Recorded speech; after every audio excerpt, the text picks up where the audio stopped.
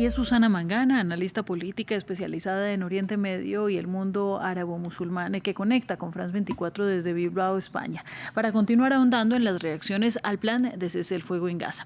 Gracias, Susana, por estar con El Mundo Ahora. Muchas gracias a ti, Ángela, por esta intervención.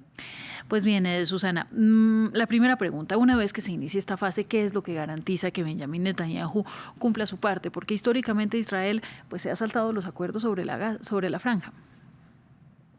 Bueno, esa es la gran incógnita que nadie puede responder por ahora. Evidentemente, el presidente Trump tenía mucha prisa, tenía un interés especial, probablemente porque está especulando con que se le pueda conceder ese premio Nobel de la Paz, que se anunciará en breve, pero realmente no sabemos cómo va a reaccionar Netanyahu y su gabinete una vez que reciban los cuerpos de los rehenes, vivos o muertos, porque la mayoría de los que todavía permanecen en manos de Hamas se especula con que podrían haber fallecido ya.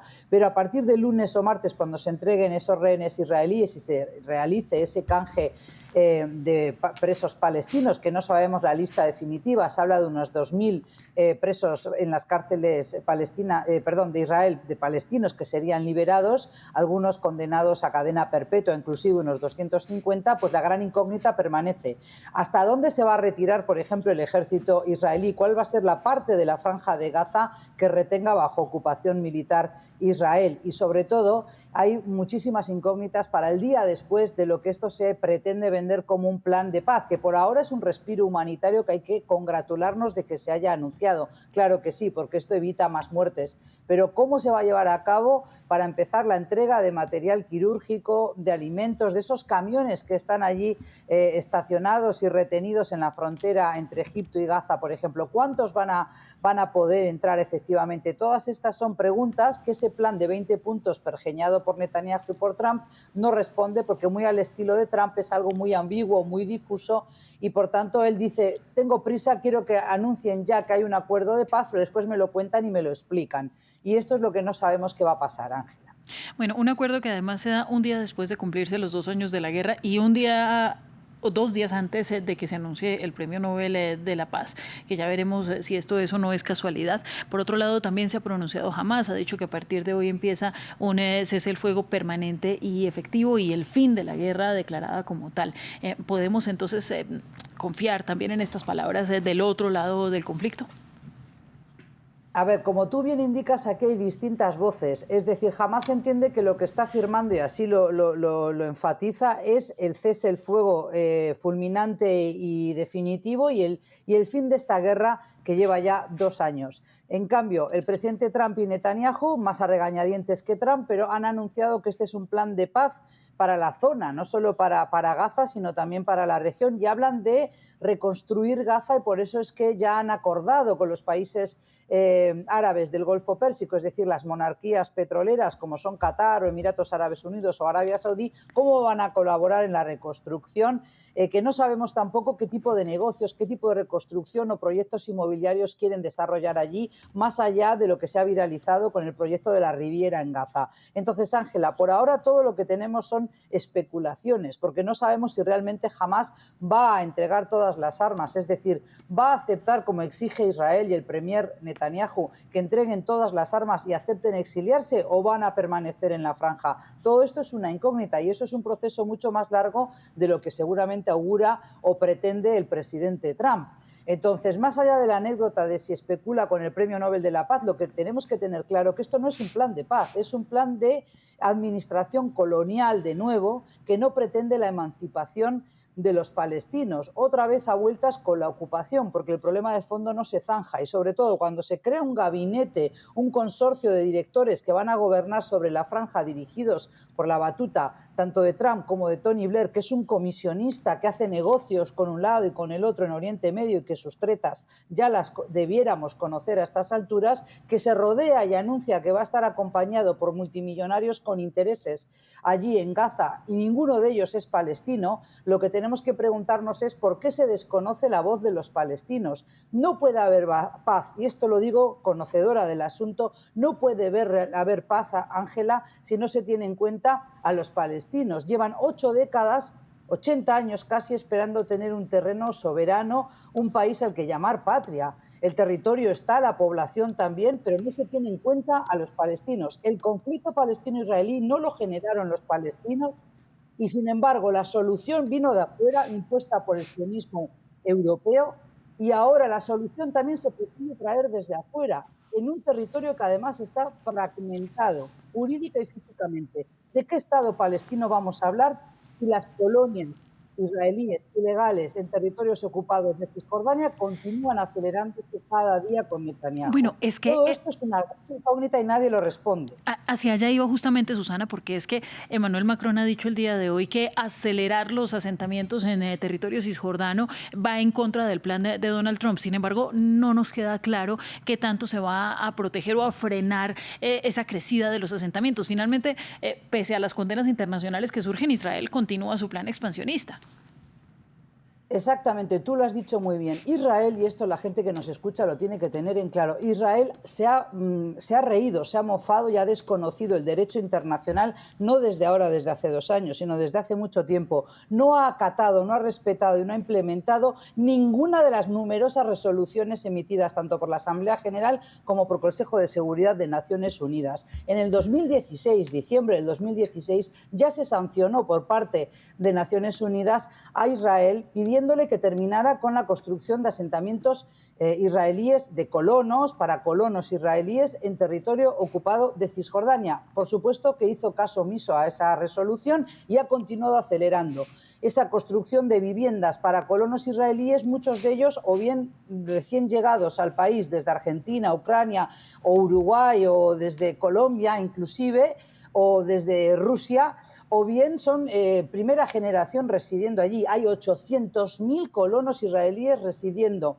en territorios ocupados de Palestina, que incluyen Cisjordania y Jerusalén Este. Nada de eso queda aclarado en el plan de paz, que es como un enunciado de 20 puntos, y ya hay un comité de 36 expertos en derechos humanos y en derecho internacional de Naciones Unidas que ha decretado que de los 20 puntos, Ángela, 15 puntos contravienen normas y convenciones internacionales. Entonces, realmente tenemos que felicitarnos por este anuncio del alto el fuego, porque le da un respiro a los palestinos en Gaza, pero que siguen siendo bombardeados y serán bombardeados, te lo garantizo, hasta el último minuto y cuando entre en vigor ese cese el fuego. Y también un respiro para las familias de los rehenes israelíes que quieren a sus hijos, vivos o muertos, pero los quieren de vuelta con sus familiares. Entonces, no nos podemos permitir como humanidad seguir mirando a un costado. Y el miedo que yo tengo es que estos países occidentales, que en cascada reconocieron hace escasas semanas la legalidad del Estado, la oficialidad del Estado palestino, como para no aniquilar esa causa palestina, lo digo así, a conciencia aniquilar, puesto que eso es lo que pretende Netanyahu y su gabinete de ministros extremistas. Muy a regañadientes han tenido que aceptar el plan de paz que Trump le ha obligado a acatar. Y por eso vuelvo a insistir en que es Estados Unidos el único país que le puede torcer la mano a Israel para que esta guerra, pero también para que este conflicto llamado así palestino-israelí, que es mucho más complejo que un solo conflicto, termine de una vez y no heredemos y no dejemos esta piedra en el zapato para generaciones venideras. Son 80 años de vivir bajo ocupación. Mira, Ben-Gvir dice que derrotará al gobierno de Netanyahu si no se desmantela a Hamas. ¿Qué tanto va a suceder de aquí en adelante con este cese el fuego permanente? Bueno, lo que tenemos que saber es que justamente derrotar a Hamas no es solo derrotar a una milicia armada. También hay que tener en cuenta que si durante 2 años uno de los ejércitos mejor pertrechados, mejor armados del mundo, porque recibe toda esa financiación, pero todas esas armas letales de última generación muy sofisticadas de Estados Unidos, no ha podido acabar con Hamas, algo sucede ahí. Evidentemente que Hamas no tiene capacidad de retaliación hoy, no presenta un problema existencial para el Estado de Israel. Es cierto que no queremos que siga lanzando ni misiles, ni cohetes, ni que siga poniendo en riesgo la vida de más personas palestinas, ni en Gaza, ni por supuesto también en Cisjordania, aunque en Cisjordania jamás no gobierna la autoridad palestina, de manera, si se quiere, que no es un gobierno muy eficiente en absoluto, pero están gobernando desde la autoridad palestina y no Hamas. Pero ¿qué pasa? Terminar con Hamas es terminar con una idea que también está muy presente en la sociedad palestina, que es una injusticia lastrada durante 8 décadas, por remontarme a una fecha concreta, podría hablar de mucho antes, pero vamos ya camino de prácticamente un siglo, porque la limpieza étnica de Palestina comenzó mucho antes, y por eso remito siempre a la audiencia de este querido programa a Ilan Pappé, un historiador israelí judío que tuvo que exiliarse del país por las presiones que recibía. Limpieza étnica de Palestina, muy fácil de recordarlo. Está muy documentado todo. Entonces, ¿qué va a pasar con Hamas de aquí en más? No va a desaparecer de un día para el otro, pero eso no es óbice, no debería ser un pretexto para seguir extendiendo un cheque en blanco a Netanyahu y a sus ministros extremistas, Smotrich, Ben-Gvir, para recolonizar Gaza. Ahora, este plan de paz que propone Trump sigue siendo lo mismo, una administración tutelada desde el exterior y sin voz y voto de los palestinos. Y eso no es una solución definitiva para un pueblo que ha demostrado capacidad de resistir y que tienen derecho a existir, Ángela. Mira, Susana, lamentablemente es que no tenemos tiempo para hablar más porque tengo muchas preguntas para hacerte. Habría que preguntarse si esta extrema derecha en el gobierno de Benjamín Netanyahu podría ser la propia que taclee este acuerdo que con tanto esfuerzo pues se parece que se ha alcanzado. Ya mi última pregunta y muy brevemente es si entonces, en medio de todo esto y entendiendo además que los ministros de extrema derecha de Israel entienden como Hamas a Palestina, a los palestinos en su totalidad, es decir, hasta niños y niñas pueden ser declarados terroristas por ellos, abiertamente además, pues ¿qué va a pasar con las denuncias de genocidio? ¿Esto va a prosperar o se va a olvidar? Bueno, pues esa es una muy buena pregunta y te la agradezco. Yo creo que la presión internacional tiene que seguir existiendo porque Netanyahu se ha venido a anunciar este plan de paz porque Trump le ha presionado, pero sobre todo porque Trump también entendió que sus socios, aunque no los respete mucho, pero Canadá o Australia o Reino Unido y Francia, y además de España, Irlanda y otros países europeos, ya habían reconocido a Palestina. Entonces, ahora hay que seguir presionando para llevar y sentar a Netanyahu ante la justicia. No puede ser que alguien que ha sido decretado por la Corte Internacional de La Haya como criminal de guerra se vaya de rositas.